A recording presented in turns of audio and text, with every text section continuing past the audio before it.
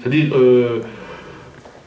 notez vos questions et vous allez poser des questions à la fin, s'il nous reste encore du temps, et vous allez poser à tous les auteurs de votre choix. Merci bien, docteur. Bon, la religion a été classifiée parmi les opiums du peuple. Mais il y a aussi l'école qui est devenue l'opium du peuple.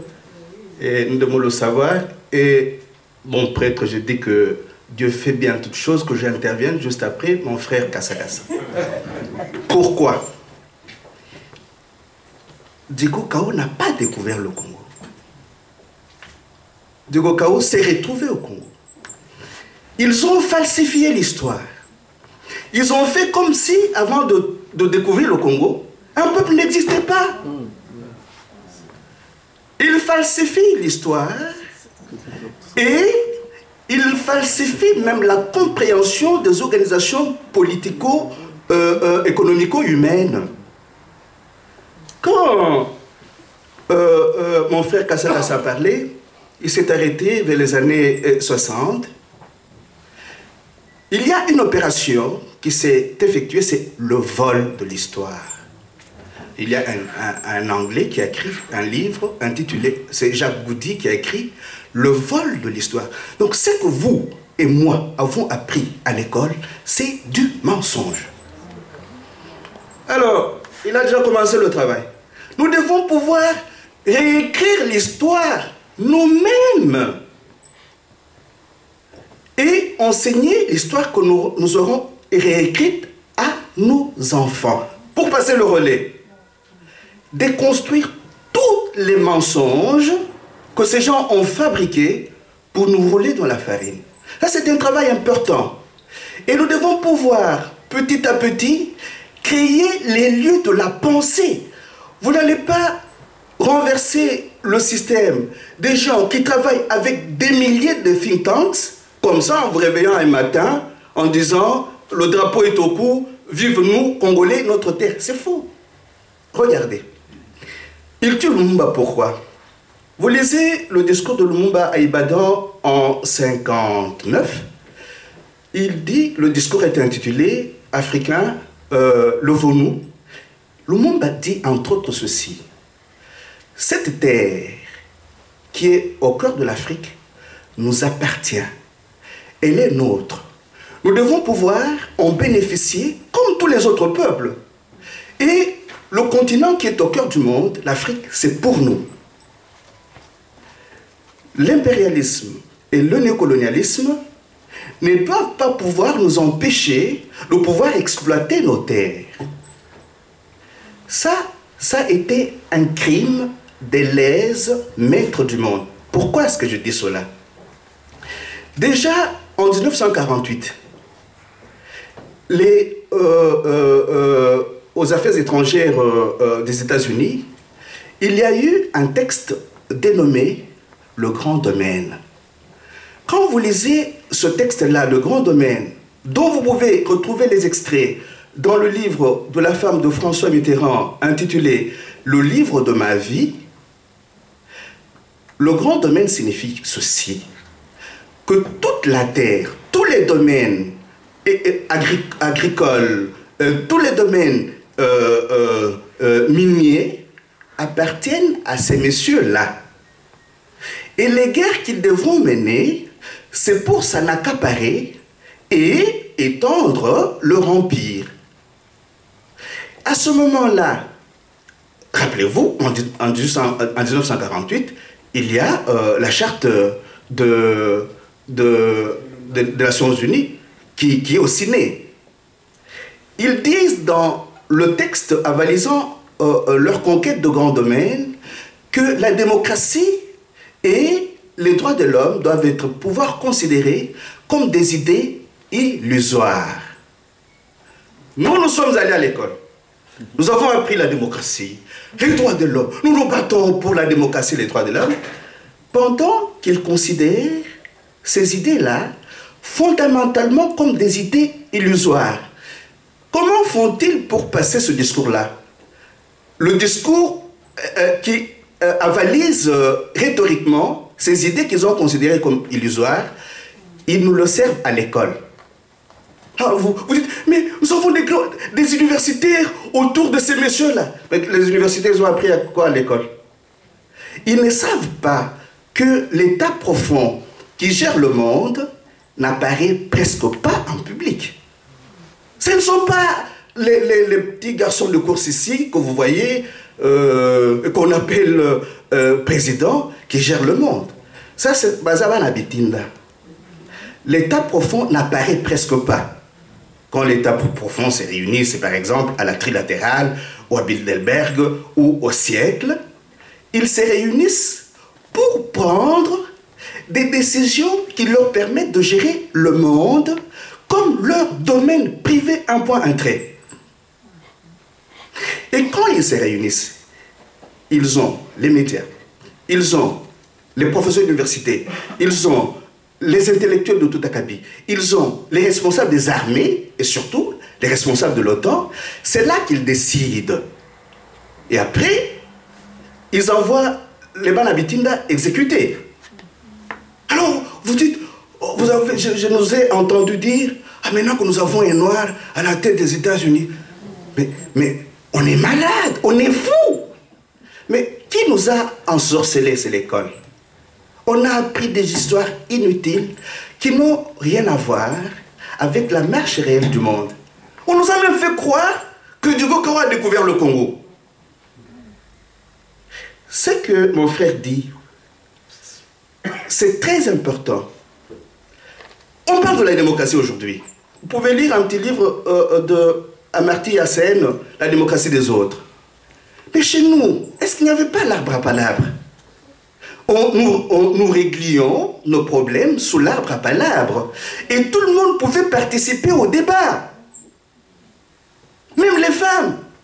Ils ont même ridiculisé l'arbre à palabres en disant « Oh, les Africains passaient tout leur temps à tirer les choses en longueur. » Parce qu'ils ne comprenaient pas que dans nos villages traditionnels, même s'il y a des exceptions qui confirment la règle, les questions engageant par exemple le partage des terres, l'accueil des étrangers, devaient être débattues sous l'arbre à palabres. Vous pouvez lire le livre d'Antoine Kizerbo, « À quand l'Afrique ?» C'est très bien expliqué. Alors, ils nous volent l'histoire, ils volent nos terres et nous servent la démocratie et les droits de l'homme. Et c'est à ce piège-là que Lumumba a été pris. Il avait une telle maîtrise des théories de l'école qu'il se disait « Ah, mais comme ces gens enseignent la démocratie et les droits de l'homme, c'est que nous pouvons échanger avec eux d'homme à homme. » Or, la démocratie et les droits de l'homme faisaient partie d'un discours rhétorique qui n'avait rien à voir avec le discours profond mijoté au sein de l'état profond. Donc, ils l'ont assassiné. À tel point que nous pouvons nous demander aujourd'hui, mais ce monsieur qui leur avait même tendu la main, qui disait, quand nous aurons l'indépendance, nous n'allons pas vous chasser, nous aurons besoin de votre technologie. Pourquoi est-ce qu'ils l'ont tué? Parce qu'il avait réussi à identifier les questions essentielles. La question de la terre, qui nous appartenait et que nous devrions exploiter. Il avait identifié les véritables ennemis du Congo. C'était l'impérialisme et le colonialisme. Mais Lumumba avait aussi attiré l'attention de nos politiciens sur un point. Il disait, tant que nous avons nous trouvons face à l'impérialisme et au colonialisme, ne multiplions pas les partis politiques. Essayons de créer un mouvement fort qui fasse face à ses ennemis. Non. Comme eux avaient compris cela, vous pouvez, dans le livre publié par France Fanon, son livre qui reprend presque tous les autres petits livres, il montre que, après les élections de 60 que Lumumba avait gagnées, et avec ses amis, certains députés ont été corrompus par les maîtres du monde pour le trahir. Ils allaient à Brazzaville, ils allaient à gauche, à droite, et c'est la même chose qui s'est fait jusqu'à ce jour. Pourquoi? Les maîtres du monde ont pris possession de nos terres, ils nous ont servi les droits de l'homme et la démocratie à l'école, et Ils nous ont aussi servi au nom du Père et du Fils et du Saint-Esprit. Et pendant que nous faisions au nom du Père et du Fils et du Saint-Esprit, eux prenaient nos terres. Aujourd'hui, comment procèdent-ils? Voilà pourquoi je dis, nous avons intérêt à créer des lieux de la pensée. Et j'en profite pour remercier Congo Lobbying. Quand vous lisez la balkanisation, le Congo face à la question de la balkanisation et de l'implosion, on montre un peu comment il procède. Il procède comment? Il crée des guerres. Parce que la guerre est une façon de pouvoir avoir accès aux matières premières stratégiques. Ils créent la division. Ils font de vous les présos de plusieurs partis politiques. Vous vous entremangez entre vous parce qu'ils agissent souvent par chaos orchestré. Ils créent le chaos à la périphérie pour que eux récupèrent les intérêts au centre. Ils ont créé le centre et la périphérie. Ils agissent aussi par infiltration. Ils ont coopté certains d'entre nous, les capitaux médaillés, les esclaves heureux et volontaires. Eux infiltrent les institutions pour les affaiblir. À un certain moment, on commence à vous dire « Ah mais le Congo est un État failli ». Mais c'est vous qui l'avez rendu failli parce que vous le travaillez de l'intérieur pour qu'il ne soit pas un État normal.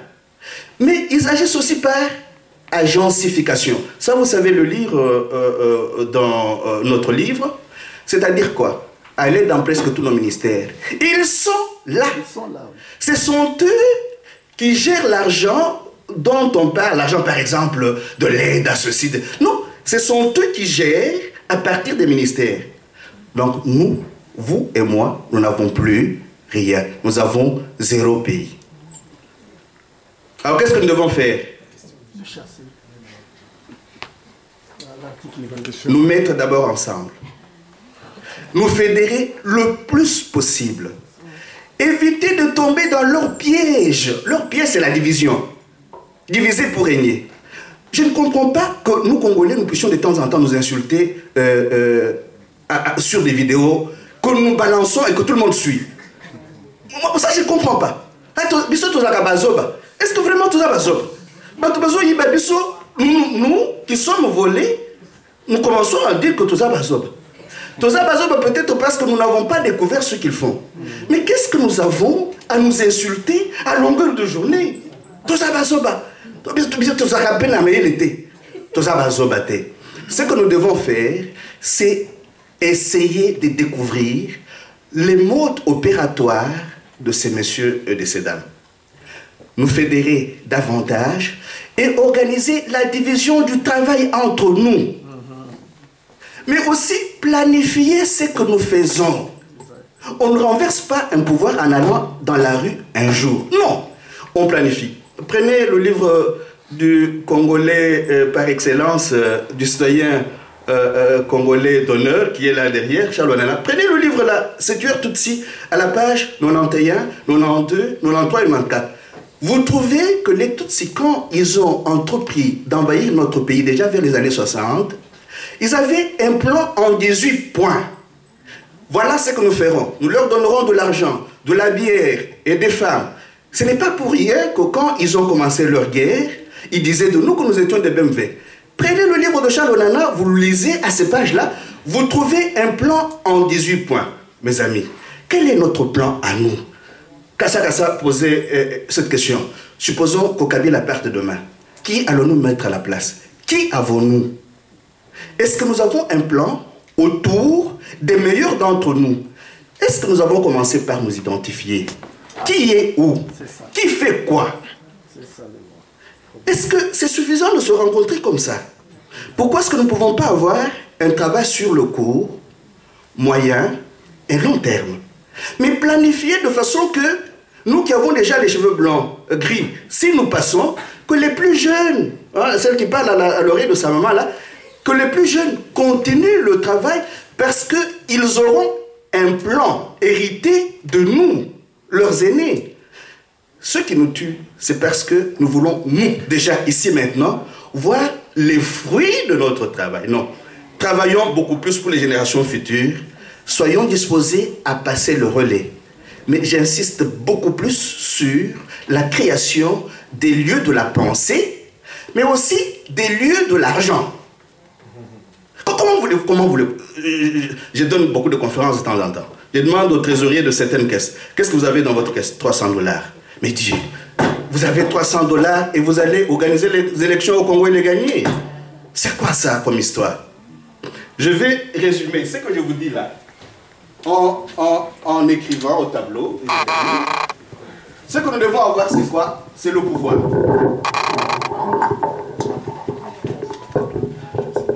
Avoir le pouvoir signifie avoir le savoir, avoir l'avoir et vivre d'une certaine éthique. L'éthique doit pouvoir fonder le savoir et l'avoir, mais le pouvoir, c'est ce qu'il a dit là, un mode d'organisation qui nous permet d'être maîtres chez nous. Vous n'allez pas devenir maître sans une économie autocentrée, avec l'argent d'autrui. Regardez ce qu'on nous fait. Ceux qui sont prétendus être au pouvoir aujourd'hui mettent leur argent dans les banques à l'extérieur, ça va? On nous resserre cet argent-là en disant qu'on nous aide. Mais on est où là? Mais c'est notre argent. Ces gens-là, par exemple, quelqu'un qui a 180 millions de dollars au Luxembourg ici, on en connaît un. Alors, le Luxembourg prend 20 millions, il envoie chez nous, et nous applaudissons. Ah, les Luxembourgeois nous aiment. Hein. Ils nous ont... Mais c'est votre argent qui est dans leur banque qu'on vous resserre. Et pendant qu'on vous le resserre, il passe par le Fonds monétaire international et la Banque mondiale, qui sont les agences liées à la réserve fédérale. Donc, vous dites, oh, chez nous, tout le temps, les dollars. Mais le dollar, ce n'est pas notre argent. Ce n'est pas notre monnaie. Pour terminer, pour nous en sortir, en dehors de ce que nous pouvons faire nous-mêmes, regardons aussi ce que font les autres. Comment est-ce que le Venezuela a fait? Comment est-ce que l'Équateur est en train de faire? Comment est-ce que la Russie fait aujourd'hui? Vous savez que la Russie et la Chine viennent de conclure un marché de pétrole. Demandez-moi de combien? De 275 milliards de dollars pour 20 ans. Batuya awa, basuki. Basuki na bango, bazali sous nambongo, te. Ils n'en ont pas. C'est qu'ils tremblent. Venez ici, on va faire le forum économique. Quel forum économique? Poba kendeko. Moussala la bango, yangwana. Donc, ce qu'on appelle guerre, c'est du vol. Ce sont des gangsters qui s'arrangent, qui prennent les armes, qui trouvent des bandits chez nous qu'ils financent. Allez, allons voler. Ils volent et vous appelez ça, poliment, les rapports de... Quel rapport de force? C'est du vol. Prenez le petit livre de Michel Colomb, Bouche le cyclone. Michel Colomb pose cette question dans ce livre-là. Pourquoi nous, au nord, nous sommes riches et qu'au sud, ils sont pauvres? Il dit, parce que nous sommes des voleurs. Allez, ce n'est pas moi, c'est lui, un Belge. Il dit, noir sur blanc, parce que nous sommes des voleurs. Merci. Vous avez dit, docteur, l'espoir réside en Afrique. Soyons conscients de cela et luttons pour faire triompher notre vision du monde de la vie. Voilà, la question, on l'a pas comprise, mais voilà, je vais laisser... Non, on doit arrêter, sincèrement. Une petite question. On l'a demandé tout à l'heure, personne n'a levé le doigt. Oui, mais parce que les gens ont fait beaucoup de... Non, au contraire, j'ai insisté, personne n'a levé le doigt. Non, je ne peux plus, je ne peux plus, malheureusement. C'est une petite Je ne question peux qui a plus, son non, non. importance. J'ai insisté. Je le suis parce que les micros ont défilé. Je m'attendais à ce que les gens justement. posent des questions. Non. Mais tout le monde... Non. Alors permettez-moi de poser ma petite question. Permettez-moi, je pose ma question qui est très claire. En fait, ma question, elle est simple. Voilà, au-delà de tous les discours, de tous les débats philosophiques, passons un peu au concret. On nous dit qu'on nous a volé notre histoire, on nous a volé tous nos biens, mais maintenant, nous avons des échéances qui nous attendent. On est en 2013. On sait qu'en 2016, il y aura les élections au Congo. Qu'est-ce que nous faisons concrètement? Qu'est-ce que vous, écrivains, allez nous suggérer que voilà comment est-ce qu'on va s'organiser maintenant, nous les Congolais de la diaspora, pour que ce qui s'est passé en 2012 ou en 2011, là il y a 2 ans, ne se répète plus. Voilà ma question. Dites-nous qu'est-ce qu'on doit faire. C'était pas le sujet d'aujourd'hui. Oui, mais ça fait partie. C'était le bilan des 53 ans. Voilà, je voulais savoir. 53 ans dans quelle culture? Oui, comment c'est mené? Oui. Ben, écoutez, je vais essayer d'être très très court parce que il y a tellement de questions que maintenant j'ai du mal. Je me souviens même plus d'autres de certaines questions. Bon, je commence par Mbenga, le problème de la guerre. Hein? On devient chef par la guerre.